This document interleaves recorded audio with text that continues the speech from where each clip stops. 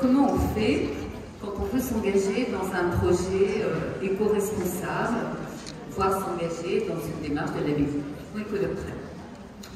Parce que vous avez vu tout à l'heure dans la première table ronde tout l'intérêt de s'engager dans une démarche, tout l'intérêt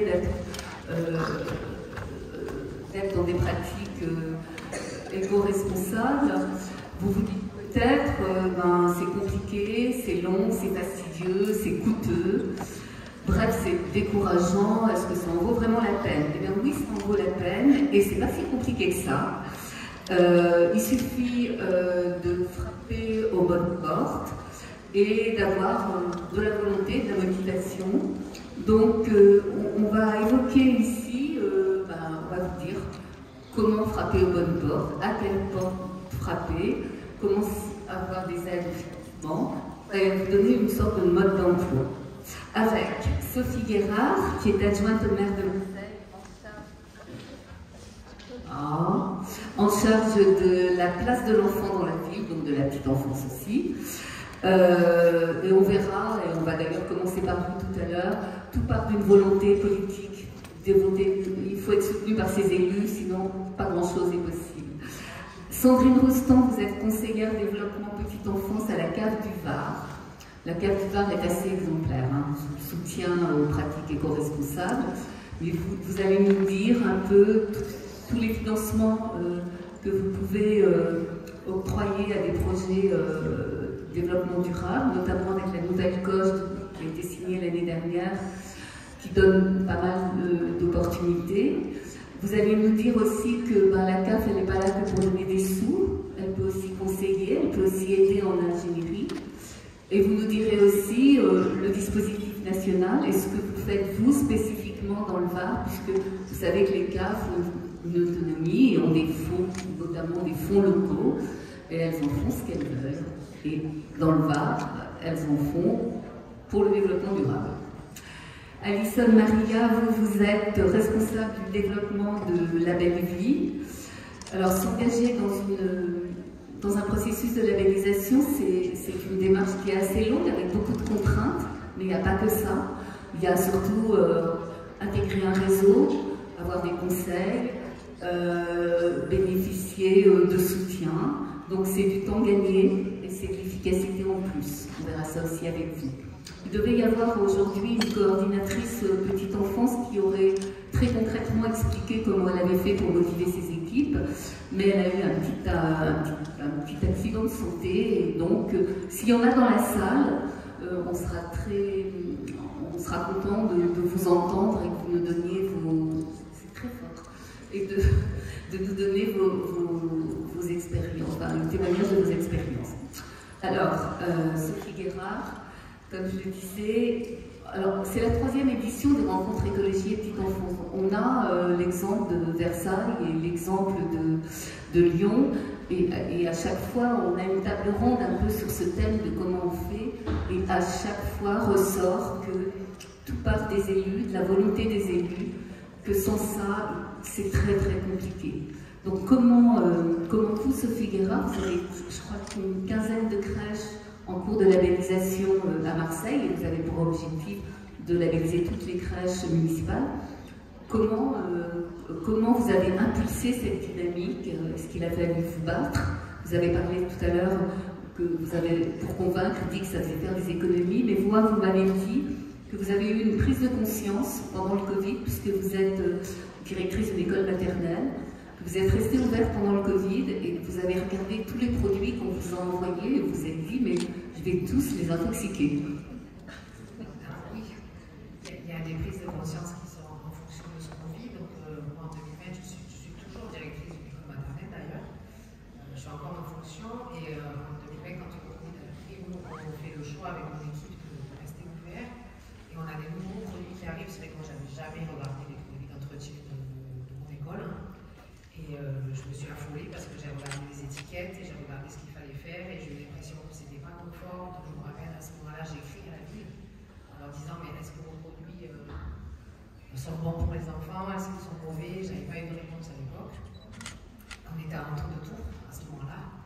Et puis en juillet, je prends mes fonctions, donc je prends mes fonctions avec ce ce souci qui m'avait animé pendant le Covid.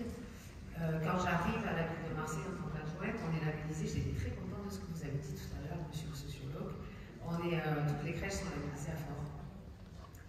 Et une labellisation très coûteuse, au demeurant. Et donc je commence à faire mon tour de crèche avec grande difficulté, parce que pendant le Covid, visiter les crèches c'est compliqué, en plus moi j'arrive à chaque fois quand j'arrive, on est 6, 7, 8, donc ça massacre les contrôles sanitaires des agents de crèche, donc c'est un peu touchy d'aller visiter les crèches. Et quand j'évoque ce sujet, je vois que les agents se plaignent en fait. Une labellisation contraignante qui ne fait pas sens. On a beaucoup parlé de sens tout à l'heure et je crois que c'est vraiment ce qui nous anime en premier. Donc une de mes premières décisions, c'est d'arrêter la labellisation et d'attendre, de me dire on va attendre de trouver quelque chose qui fasse du sens pour les agents. Je dis agents, au lieu de dire professionnels, c'est parce que j'ai des crèches en régime et pour les professionnels. Et donc, quand je rencontre Claire avec l'association La Belle Vie et au Crèche, je me dis que ça, je pense que c'est une labellisation qui est pertinente et qui va donner du sens à la pratique. Ensuite, quand on est élu, tout est budget, tout est contrainte budgétaire et tout est question d'argent. Ce qui a aidé, d'abord, je fais partie d'une majorité politique dont la dominante écologiste est très présente. C'était dans la feuille de route. Ça allait avec ce que je pensais moi, puisque ma première intention dans cette labellisation, c'est de me dire comment est-ce qu'on sort des produits chimiques, sachant que j'avais vu ça pendant le Covid, ça m'avait fait beaucoup rire. Il y avait des photos qui tournaient sur les réseaux et qui disaient comment peux-tu expliquer les gestes barrières à des enfants qui neigent la barrière. Je pense que vous avez vu. Et j'avais trouvé quand même très pertinente. Et nous, les enfants sont au sol. Donc on ne peut pas se dire que pendant la journée, un enfant le sol souple de sa section, a priori il va le faire, il va le mettre à la bouche, on a toutes ces questions-là. Et donc moi je me disais, mais comment est-ce qu'on peut nettoyer sans mettre des produits qui vont être toxiques pour nos tout petits? Sur les budgets, moi je remercie Claire pour ça, c'est-à-dire que la labellisation écolo-crèche, elle est engageante pour les professionnels parce qu'il faut faire un diagnostic, que c'est long, que c'est lourd, et c'est pour ça que je l'ai dit dans mon discours tout à l'heure. Je les remercie de bien avoir voulu faire ça, et évidemment une surcharge de travail, alors qu'on était dans des conditions l'année dernière assez catastrophiques. Mais c'est une labellisation qui n'est pas extrêmement coûteuse. Et en ça, je te remercie, c'est-à-dire que moi, j'ai dû gagner mes arbitrages financiers en disant c'est de la pédagogie de projet, ça fait sens parce que ça va dans le sens de l'histoire, de faire attention à ce qu'on fait, à nos professionnels, à nos lieux, à nos structures, à nos produits d'entretien, à nos rénovations. Et en même temps, ce n'était pas un budget délirant, bien moins. Je me souviens qu'à Nord, c'était très cher. Donc j'ai pu réussir à lancer cette labellisation et on va faire un retour. Moi là, je n'ai pas le retour. D'abord, on ne sait pas si on va être, si toutes nos crèches vont être labellisées. J'ai même pas de sujet d'ailleurs si toutes ne le sont pas, dans le sens où ça voudra dire que c'est un vrai label et que ce n'est pas quelque chose qui est de l'ordre de l'arrangement. Donc si on a 15 crèches en labellisation, s'il y en a que 13 qui ont le label, moi ça m'ira en fait. C'est pas le sujet. 15 c'est mieux. 15 c'est mieux, mais c'est pas grave si c'est pas le sujet. Parce que ça veut dire qu'on est dans quelque chose de vrai. En fait. Et donc voilà comment ça s'est passé dans la vie. Mais c'est sûr que c'est toujours l'élu dans une collectivité qui porte la feuille de route, c'est toujours l'élu qui va chercher ses arbitrages budgétaires. Et donc s'il n'y a pas la volonté de l'élu, ça va rester lettre morte. Donc là, vous avez gagné vos arbitrages. Donc comment vous faites après? L'élu, elle va voir sa direction petite enfance. Je ne sais pas si elle est encore là, Clémentine, ou si elle peut partir. Alors oui, elle va voir sa directrice de la petite enfance et elle explique le bien fondé de cette démarche. On a de la chance parce qu'on est tout le monde d'accord, c'est ça qui est bien. Vous avez du mal à convaincre? Non, pas du tout. À partir du moment où j'ai l'arbitrage financier, après c'est pas très compliqué de convaincre. Moi, ce qui me tenait à cœur, c'est que rien ne soit imposé. Donc j'ai de la chance dans le sens où on avait 59 crèches à l'époque, donc faire rentrer dans un processus de labellisation 15 crèches, c'est laisser la possibilité à toutes les autres de ne pas le voir, et c'est être sûr que les crèches qui s'y engagent parce qu'elles en ont envie, que l'équipe et la direction est porteuse d'envie de faire cette démarche. Donc concrètement, vous faites avec petite enfance, une réunion de toutes vos directrices de crèche pour présenter le projet, et c'est sur la base du volontariat? C'est ça, c'est sur la base du volontariat. Alors on a aussi des coordinatrices qui sont là d'ailleurs, puisqu'il n'y a pas la coordinatrice, si une des coordinatrices de Marseille veut venir ici, moi je suis très favorable. C'est elle, après, c'est une grosse administration, la ville de Marseille, hein, puisque c'est 59 crèches, 1400 agents, c'est une grosse machine. Donc je ne suis pas allée voir moi avec mes petites mecs. Mais on a des coordinatrices qui ont présenté ce projet et qui ont recueilli les candidatures de cette période. 59 crèches, 15 candidatures volontaires. C'est ça. Et il y a combien de temps? Un peu plus d'un an, là, parce qu'on est en train de. On a rallongé parce qu'il nous fallait plus de temps qu'un an. Ça prend bien un an et demi pour pouvoir faire correctement le travail. Il ne faut pas faire vite, en fait, parce que vite et bien, ça ne va pas ensemble. Alors peut-être tout à l'heure, s'il y a une coordinatrice, effectivement, qui peut nous expliquer comment elle a convaincu, comment elle s'y est pris pour inciter les directrices à s'engager, et parce que ne rien imposer, ça veut dire que tout le monde est d'accord dans la crèche choisie.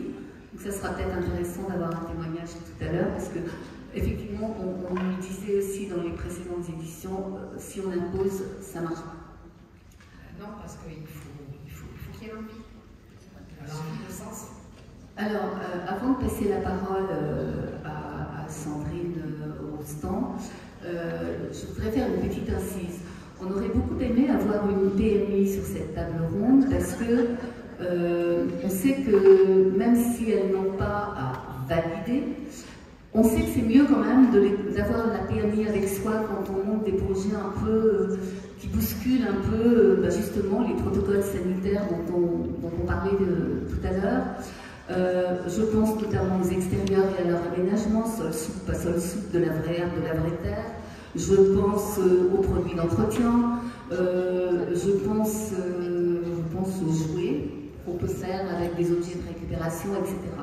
Donc on n'a pas pu avoir de PMI sur cette table ronde, ça aurait été intéressant parce qu'elles peuvent aider aussi, c'est pas obligatoire d'avoir leur avis, mais ça peut mettre à l'abri des convenus quand elles font un contrôle inopiné.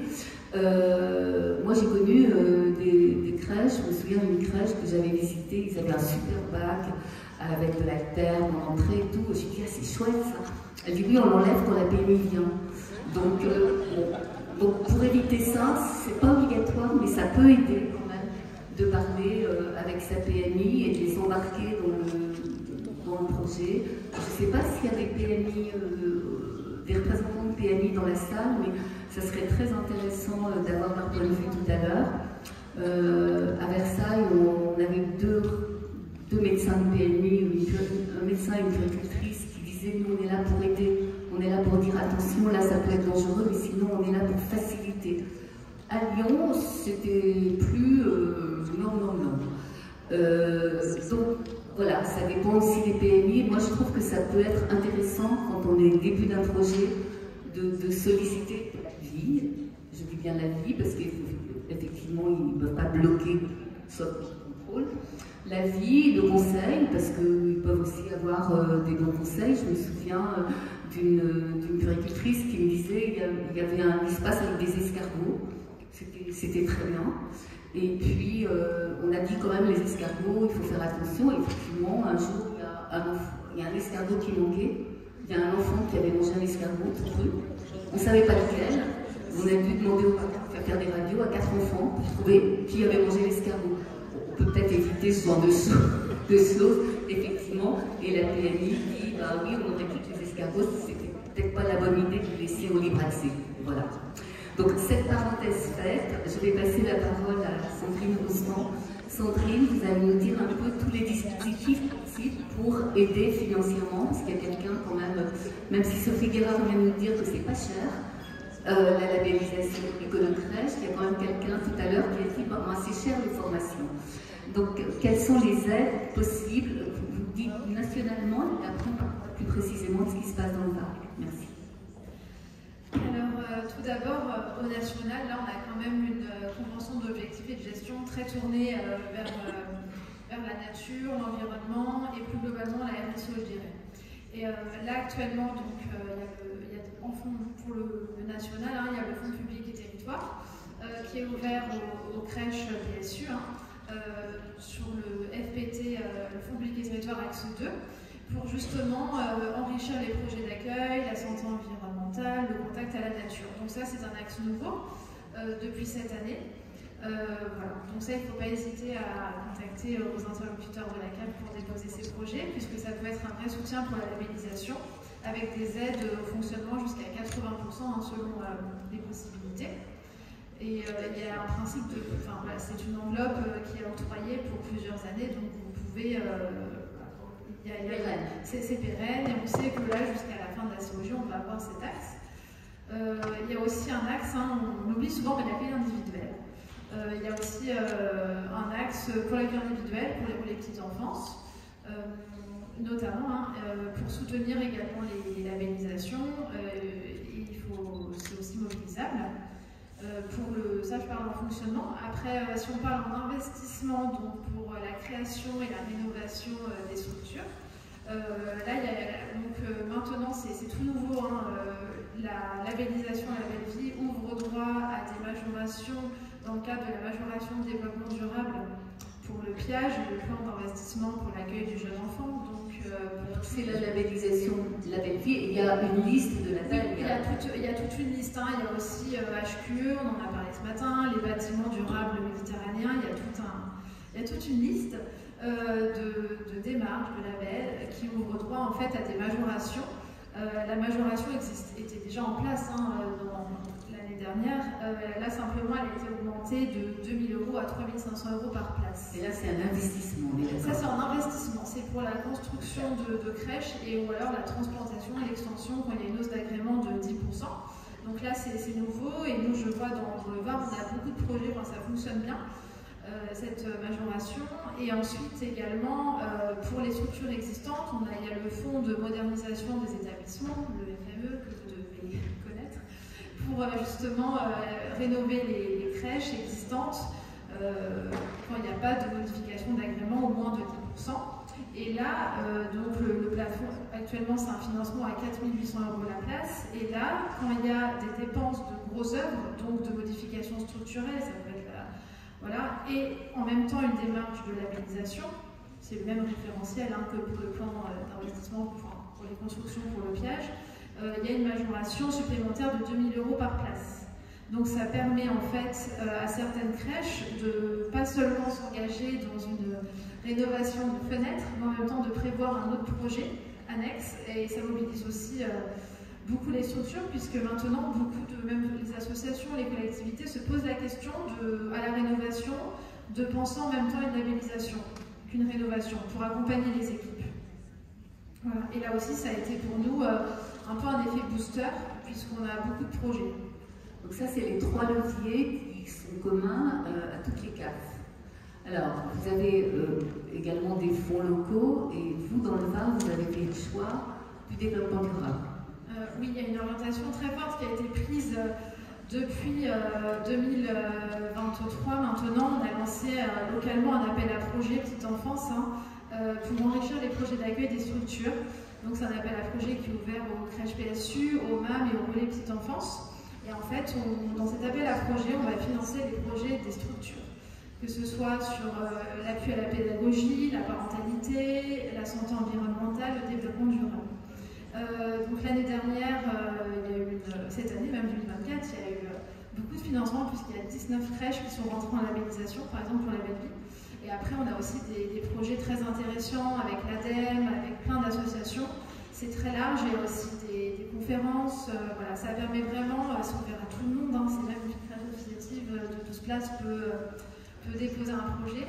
Et ça fait un peu un effet aussi levier, on va dire, pour ça. Vous les financez jusqu'à quelle hauteur ces projets? C'est jusqu'à 80% du projet, sachant que j'entendais ce matin les problèmes de cofinancement.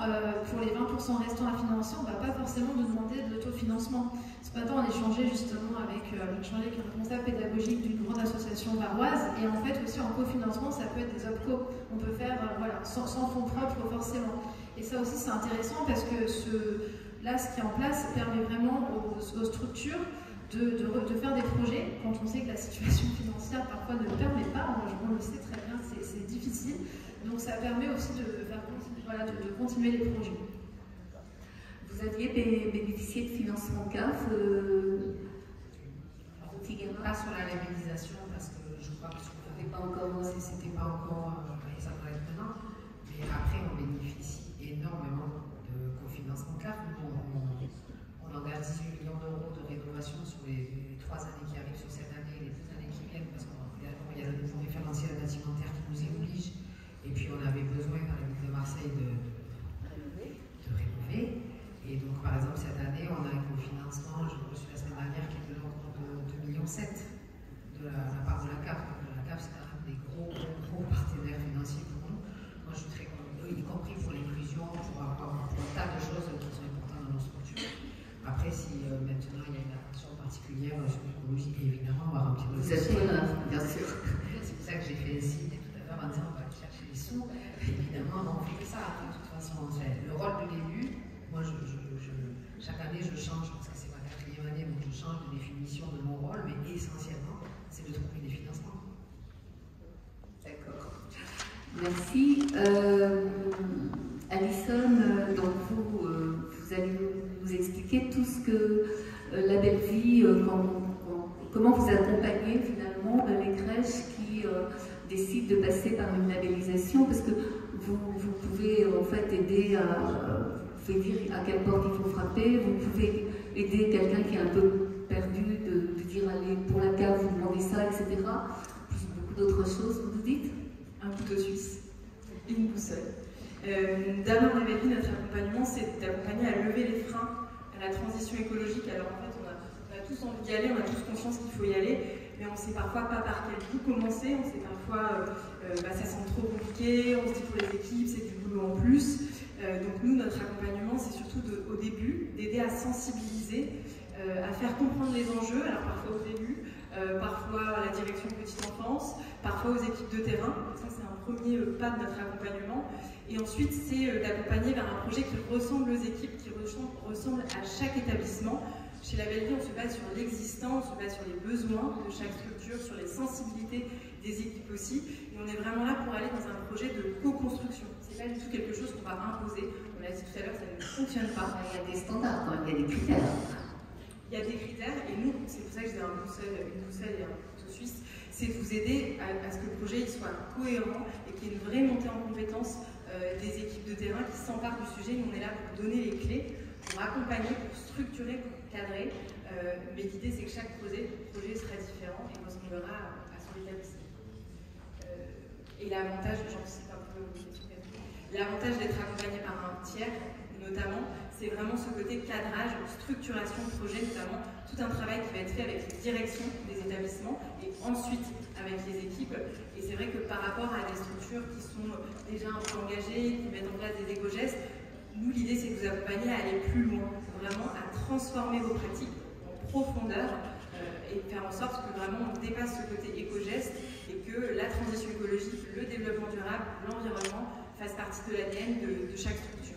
Mais vous aidez aussi, parce que quand même on se rend bien compte que quand on discute notamment avec les directrices de crèche, l'administratif, la lourdeur des démarches, c'est quelque chose qui est pesant pour elles. Est-ce que vous les aidez aussi dans cet aspect un peu fastidieux de remplir les dossiers, les demandes de subventions Alors oui, il y a une partie, il y a un peu 2 éléments de réponse dans votre question. Il y a en effet le côté subvention. Moi, mon rôle, notamment en tant que responsable de montage de projet, c'est de vous aider à frapper aux bonnes portes, de faire en sorte que vous soyez accompagné par les bons financeurs notamment. Alors, du coup, il y a notamment la CAF, Madame Goustan en a parlé, donc c'est vous aider en effet à remplir des dossiers, à faire en sorte que vous donnez les bons dossiers, les bons éléments, et aussi faire appel à d'autres cofinanceurs. On en a parlé aussi des OPCO. Donc les OPCO, il faut savoir que ça fait 2 ans qu'il y a un fonds qui existe, qui est géré par les OPCO, qui est indépendant des fonds traditionnels des OPCO, qui s'appelle le FNE Formation et qui finance les formations de transition écologique. Donc pour les structures privées, c'est assez intéressant puisque ça ne vient pas grappiller sur vos fonds formation classiques et c'est vraiment un fonds indépendant qui est géré par les OPCO mais qui est un fonds de l'État sur la transition écologique. Et donc ça fait 2 ans, nous, chez La Belle Vie, on accompagne notamment les structures privées à monter des dossiers et à faire financer jusqu'à 100% les formations qu'on propose. D'accord. Et puis, il y a aussi isolé, de pouvoir poser des questions, d'avoir un interlocuteur, et ce que vous me disiez quand on préparait d'intégrer un réseau, donc de pouvoir échanger, parce que vous connaissez parfaitement les choses d'un point de vue théorique, mais les gens qui sont dans les structures et qui mettent en application, ils ont parfois besoin d'échanger pour partager leurs difficultés ou leurs petites astuces. Comment vous organisez ça, ce réseau? Est-ce qu'il y a des réunions régulières? Comment ça se passe? Oui, alors l'idée aussi de faire partie de notre accompagnement, c'est vraiment d'être accompagné jusqu'au bout. C'est l'assurance d'embarquer tout le monde et vraiment d'aller jusqu'à cette labellisation qui finalement est un peu la cerise sur le gâteau, cette labellisation écolo-crèche, parce que ce qui est important, c'est tout le travail qui aura été mis en place en amont avec les équipes. Mais l'idée, c'est vraiment aussi d'avoir cet objectif commun. On y va tous ensemble, on va y arriver, et ça remet aussi du sens dans le travail des équipes. Donc il y a vraiment cet accompagnement-là qui est fait par nos équipes de formatrices. On a aussi une chargée d'accompagnement qui est vraiment là pour répondre aux demandes opérationnelles des équipes de terrain. Et puis il y a tout l'accompagnement réseau. En effet, chez La Belle Vie, on mise beaucoup sur la force du collectif, et donc on a souhaité mettre en place une vraie communauté. Donc aujourd'hui, on a plus de 1200 structures engagées, donc crèches, relais, MAM, aussi des accueils de loisirs, qui constituent une vraie communauté et dans laquelle l'idée, c'est qu'ils ne se sentent pas seuls. Nous, on propose pas mal d'animations tout au long de l'année, que ce soit des mini-webinaires, des défis entre structures. On organise aussi des rencontres régionales, on essaye de se déplacer dans les départements assez actifs pour justement que les structures du département se rencontrent, échangent entre elles. Et c'est ce qu'on essaye de faire, vraiment vous sentir que vous faites partie d'un vrai changement systémique, que vous n'êtes pas seul, et que tout ce que vous êtes en train de mettre en place, ça va avoir de l'impact à votre échelle et à l'échelle de la petite enfance et des enfants, des futurs adultes de demain. Convaincante, hein. Vous voulez ajouter quelque chose? Oui, je voulais dire qu'avec ce label, contrairement à d'autres, on est dans ce qu'on appelle la pédagogie de projet. J'insiste beaucoup là-dessus, et dans la pénurie qu'on traverse, dans la crise qu'on traverse de vocation, il faut sortir de l'idée, on en est tous convaincus ici, mais il faut sortir de l'idée qu'on garde des enfants en fait. On ne garde pas des enfants, on accueille, on est des professionnels de petite enfance, on participe à l'éveil sur les 1000 premiers jours, on a le rapport qui nous dit à quel point c'est important, et donc la pédagogie de projet, c'est quelque chose qui va faire sens. Sur ce qui est chouette avec le label écolo-crèche, c'est que nous on a 15 crèches qui sont engagées, c'est 15 projets différents. Il n'y a pas du tout les 15 crèches qui ont fait la même chose, c'est-à-dire qu'il y a des points, mais dans chacun des points dans lesquels on doit s'engager à rentrer dans une démarche écolo, il y a des choix à faire en fait, c'est-à-dire que c'est pas quelque chose qui est imposé, qui est figé. Donc sur les 15 crèches, moi, elles vont avoir 15 projets différents parce qu'elles auront choisi en équipe ce qui faisait sens pour elles, ce qu'elles avaient envie de mener comme réflexion. Et c'est pas quelque chose qui a été imposé. Et moi, je crois beaucoup à la libre adhésion et à la pédagogie du projet. Ça fait référence à ce que disait sur la première table ronde Anne-Laure en disant finalement ça développe aussi la créativité. Je ne sais plus si c'est Anne-Laure ou Muriel qui disait ça. Est-ce que ça développe la créativité des professionnels? Et oui, donc également, dans le bar, il y a des réunions de réseau. Donc là aussi, c'est très important parce que justement, il relie un petit peu tous les projets. Donc ça permet de. Il y a beaucoup de crèches comme ça qui ont connu la labellisation aussi par les retours de terrain. Et également, je dirais aussi que l'accompagnement des CAF ne s'arrête pas au financement de la labellisation. Dans le sens où nous, maintenant, on finance les projets des crèches déjà labellisées, mais qui en ont d'autres. Des projets, que ce soit structurels, des projets avec encore d'autres projets, avec la Ligue pour les oiseaux, avec l'ADEME. Voilà, ça embarque après toute une dynamique en fait. Et après, je pense que là aujourd'hui, dans notre appel à projet, le rôle vraiment c'est de. L'objectif c'est vraiment de continuer à accompagner les structures, les gestionnaires dans cette bonne dynamique en fait. Voilà, c'est ça. Outre les financements, parler de conseils en ingénierie, vous pouvez nous en dire deux mots? Oui, donc forcément, on accompagne via l'appel à projet notamment. On accompagne des porteurs de projets. On a fait cette année un webinaire avec Jason justement. On fait des webinaires, on fait beaucoup de communication sur tout ce qui est possible de faire. On fait aussi des rendez-vous individuels de montage de projets. On a aussi une politique de formation très forte pour les gestionnaires à la CAF du Var, parce qu'on a un marché formation chaque année. L'année prochaine, on lance une formation ingénierie de projet pour les partenaires, assez généraliste, parce que beaucoup de directrices de crèche me disaient, directeur, c'est compliqué de monter un dossier avec la CAF, c'est lent, comment on fait?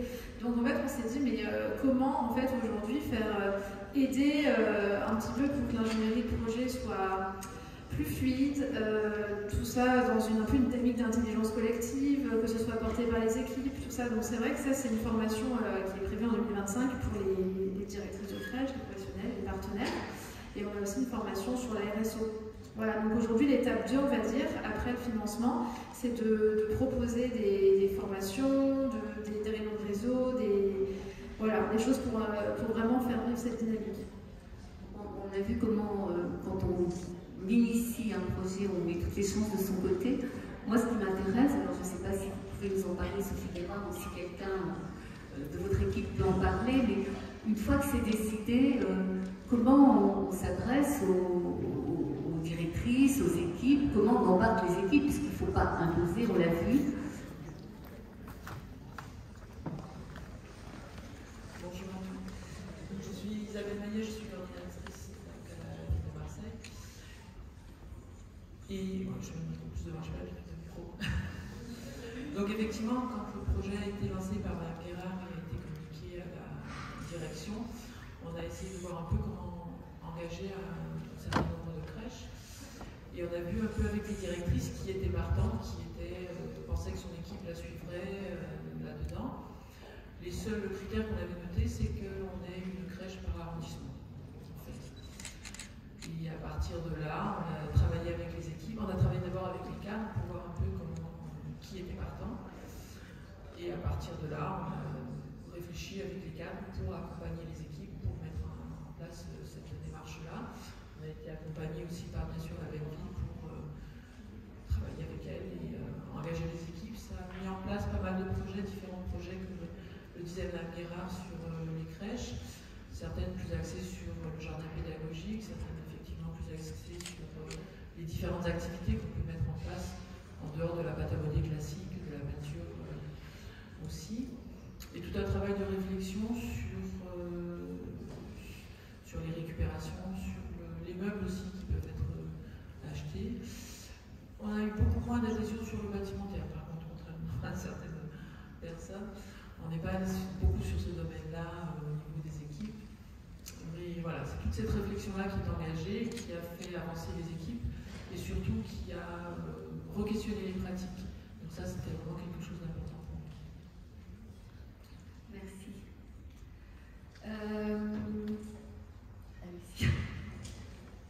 Non, ce que je voulais dire, c'est qu'on en a parlé tout à l'heure sur la table ronde précédente de l'aspect hygiéniste qui sont dans nos structures. Et je disais qu'on accueille la classe d'or, les rencontres internationales de la classe d'or. Il faut que les enfants sortent. Alors je sais que c'est contraignant, je crois qu'on a tous des sujets avec les PMI, c'est-à-dire qu'il y a deux écoles qui s'affrontent, c'est-à-dire le tout sécuritaire et de considérer qu'un enfant c'est un être vivant qui a besoin de faire des expérimentations, des découvertes, etc. Moi je sais que dans mon école j'avais un jardin pédagogique, quand je suis arrivée ici, j'étais classée dans ce qu'ils appelaient les jardins pédagogiques autonomes. Alors je dis je ne suis pas autonome, je suis seule. Donc comme je suis seule, le mercredi je vais à Weldom et puis je vais acheter des trucs et puis je fais un jardin. Donc quand on est arrivé, nous, la nouvelle majorité, on a relancé évidemment tout ce qui est jardin pédagogique et dans les écoles et dans les crèches. Alors dans les crèches, elles se sentaient très abandonnées sur ce sujet, ça ne fonctionnait plus du tout. Les 15 crèches en labellisation sont totalement prioritaires sur le fait d'avoir à l'extérieur. Elles ont tout un extérieur, parce qu'à Marseille, c'était une toutes les crèches municipales ont des très grands et beaux extérieurs en général, à part les deux qui sont vraiment coincés dans le centre. Mais sinon, quand même, c'est assez qualitatif. Mais elles n'avaient plus de jardinières, elles n'avaient plus d'entretien, le service des parcs et jardins. Donc après, ça, c'est le travail de l'élu, d'aller travailler avec ses autres collègues élus. Donc moi, je travaille ça avec Nasser Maria qui est au parc et jardin, qui s'occupe de mes 15 crèches en labellisation et puis on se débrouille pour s'occuper des autres. Et c'est très important, faire un enfant avec ses parents, en théorie, il sort. Et s'il n'a pas la chance de sortir, ben, heureusement qu'il peut sortir chez nous. Et qu'il peut être dehors. Alors on n'en est pas encore à la sieste dehors. Je ne vous cache pas que sur ça, il ne va pas aller. Mais il faut considérer que l'enfant, s'il mange de la terre, alors s'il mange de l'escargot, il mange de l'escargot. c'est pas sympa, c'est pas rigolo, mais c'est pas grave non plus a priori. Et le rapport à la nature ne peut pas être nié les 3 premières années de la vie. Est-ce qu'il y a une PMI dans la salle ou quelqu'un représentant une PMI? Non, non, mais on ne va pas vous assassiner, hein. Franchement, non. Bon, c'est dommage. Pour la PMI, on a eu beaucoup d'échanges avec notre PMI. Et en fait, il faut savoir, moi je suis infirmière de formation, pour la petite histoire, donc j'ai aussi un petit peu le côté hygiéniste, mais bon. Je dirais qu'il y a ce qui est obligatoire, ce qui est interdit au milieu, c'est possible. Et en fait, c'est ce qu'on dit, et la PMI est d'accord, en fait, dans le sens où parfois, là on a financé pour une des crèches, entre autres dans leur projet, c'était une crèche au bord de mer dans le Var, c'est d'aller les enfants les sortir en fait, sur la plage en combinaison de pluie quand il pleut, ou juste après. Et ben ça a été fait, il n'y a pas eu forcément d'autorisation, je veux dire, il n'y a pas d'interdiction, c'est possible. Également, pour une crèche d'ailleurs en cours de labellisation, il y a eu un financement pour faire tout un parcours extérieur pour marcher pieds nus avec des textures. Ben, voilà, c'est possible aussi. Ce qui n'est pas interdit est possible. C'est ça, donc aujourd'hui, tout ce qui n'est pas dangereux, enfin je ne suis pas du tout de la BMI, mais je veux dire, nous avec notre BMI, on réfléchit comme ça en fait. Et on se dit aujourd'hui, tant qu'il y a un intérêt pédagogique, ils ont l'intérêt de l'enfant, voilà, on n'installe pas non plus des piscines dans les jardins des crèches. Je veux dire, c'est des choses, voilà. Aujourd'hui, dans l'appel à projet, je veux dire, on partage tous les projets, par exemple, avec la PMI, et on n'a pas vraiment de blocage à ces sujets-là. Enfin, voilà, il n'y a pas eu de... On a même eu du financement pour des fermes pédagogiques dans les crèches, des mini-fermes et tout, et c'est passé aussi de la médiation animale également. Il y a des PMI qui diront pas de lapin, pas de chèvre. C'est ça, mais ça dépend, mais là c'est avec des intervenants extérieurs, c'est qu'une journée, c'est cadré, c'est pas avoir une ferme dans la crèche, c'est peut-être compliqué. Là ça va être des interventions de quelques jours avec une ferme qui va se déplacer, un intervenant. Voilà, donc ça c'est ce qui est fait et ce qui fonctionne bien. En même temps, s'il y a quelqu'un d'une PMI qui ne veut pas prendre la parole, ce que je voudrais comprendre, il ne s'agit évidemment pas de faire le procès des PMI. C'est vrai que les PMI, elles sont responsables quand même de la sécurité et de la santé des enfants, donc on peut comprendre qu'elles prennent des précautions. Il y a quelqu'un qui me disait à Lyon justement, bah oui, mais s'il y a un problème, c'est sur nous que ça tombe directement. Hein. Et c'est vrai que c'est souvent les PMI qui sont mises en cause quand il y a des accidents. Donc on peut comprendre leur prudence. Maintenant, effectivement, normalement, la règle, c'est si c'est pas interdit, c'est autorisé et ça peut être autorisé avec quelques précautions en préconisation. Mais voilà, je voulais juste signaler que ce n'est pas du tout le procès des PMI qu'on fait et qu'on sait aussi qu'elles sont en sous-effectif tout le temps et que donc on ne peut pas leur jeter toujours la pierre, parfois. Oui, je précise juste aussi un retour que j'ai régulièrement, c'est qu'au niveau des PMI, ça rassure quand même d'être accompagné par un tiers indépendant. Et c'est vrai que voilà, quand nous on est là pour accompagner des protocoles de nettoyage plus sains, voilà, qu'il y a un encadrement derrière, et que nous c'est vrai qu'on a ce retour d'expérience d'accompagnement de près de plus de 200 structures, bah, ça rassure quand même pas mal les PMI. Et il y a quelques années, on a même à la demande de la PMI des Hautes-Alpes réalisé une étude sur l'entretien écologique des locaux. Donc elle nous a demandé d'étudier si vraiment c'était la même efficacité quand on faisait des protocoles avec du vinaigre, du bicarbonate. Et en effet, oui, c'est la même efficacité. Donc ça, souvent, c'est un document qu'on a et qu'on envoie justement quand on monte des projets et qu'il y a la PMI qui est derrière, on a un peu des doutes. Voilà, on essaye de les rassurer et c'est vrai que voilà, potentiellement, ça rassure quand même. Et d'ailleurs, la personne qui devait être là, qui ne peut pas être là, me disait qu'elle était en cours de labellisation. Elle me disait, bon, on ne demande pas grand-chose, on ne demande rien à la PMI, on fait dans notre coin. Mais comme dans le réseau, il y a des crèches qui sont déjà labellisées, ben, puisqu'elles ont eu des inspections de PMI et que ça a marché, voilà, on adopte les protocoles qu'elles ont et on se dit que ça va être bon. Pas de questions. Pas de questions, mais peut-être vous en avez des questions. Parce que sur ce sujet autorisé, pas autorisé, il y a souvent des discussions. Est-ce que c'est clair sur les aides aussi financières? Est-ce que vous avez le sentiment que ce qui se passe à la CAF du Var, c'est assez partagé sur l'ensemble de la région?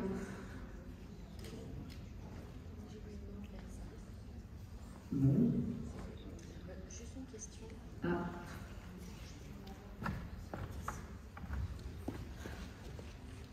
Excusez-moi, si on souhaite passer une crèche en eau ozonée, déjà, est-ce que l'efficacité est prouvée ou pas? Là, je le demande à l'eau ozonée. Voilà, je voulais juste avoir la réponse, hein, s'il y a eu des recherches et si effectivement c'est efficace. Et deuxième question, si c'est efficace, est-ce que les CAF peuvent en fait aider au niveau de l'investissement pour qu'on puisse passer la crèche en eau ozonée, c'est-à-dire sans plus aucun produit en fait. Claire, merci. Alison, Claire? Oui, merci pour cette question et ça fera une bonne transition avec on a une coordinatrice qui est là aujourd'hui qui va pouvoir vous répondre aussi. C'est comme ça que ça fonctionne chez Labelli, c'est cette espèce de bilan réseau. Concernant l'eau ozonée, en fait, moi, la façon dont on travaille chez Labelli, c'est vraiment de vous accompagner et de vous donner les clés. Donc, par exemple, on a une formation qui s'appelle Nettoyer sans polluer, dans laquelle on va présenter pléthore de solutions, dont l'eau ozonée. Et à ce moment-là, nous, on présente les avantages, les inconvénients de chaque solution. Et donc, c'est vous aider aussi à avoir un peu cette clé de lecture et de se dire, ok, cette solution-là, est-ce qu'elle est faite pour moi? Est-ce qu'elle est bonne pour mon environnement, etc. Donc, on peut tout à fait vous accompagner dans une démarche de l'eau ozonée qui peut, j'imagine, faire partie d'un financement CAF éventuellement. Mais c'est bien ou c'est pas bien? Alors moi, je me mets debout pour que tous les gens de derrière me voient, parce que c'est vrai qu'on vous voit pas. On voit que votre petite voix et du coup, je me permets de répondre. Alors moi, je me présente, je m'appelle Madame Sif Rachida, je suis la coordinatrice ou gestionnaire OSGE sur la ville de la Gare qui se trouve dans le Var, à côté de Toulon. Donc je connais très bien Madame Constant et du coup, nous, on a été labellisé l'année dernière et on a fait ce projet avec Labelli en 2021, juste après le Covid. Et pendant le Covid, qui est la dame qui a parlé de l'ozone? C'est vous? Voilà. Nous, pendant le Covid, comme tout le monde, hein, on s'est posé des questions pendant le confinement et on a ouvert des crèches, car on n'est pas très loin du centre hospitalier Saint-Toulouse et on avait sur une structure énormément de médecins, d'infirmières, et c'était des métiers dits des métiers prioritaires. Donc on a ouvert une structure où on a fait rentrer tous ces métiers prioritaires de la santé qui devaient à ce moment-là aller du coup, à l'hôpital et soigner les malades.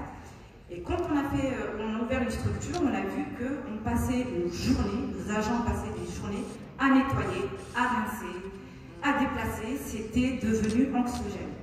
Donc on a travaillé avec un réseau, sachant que nous, sur nos structures, effectivement tout à l'heure, la dame l'avait dit, j'ai la chance, moi, d'être dans une commune où mes directrices, ce sont des infirmières puères.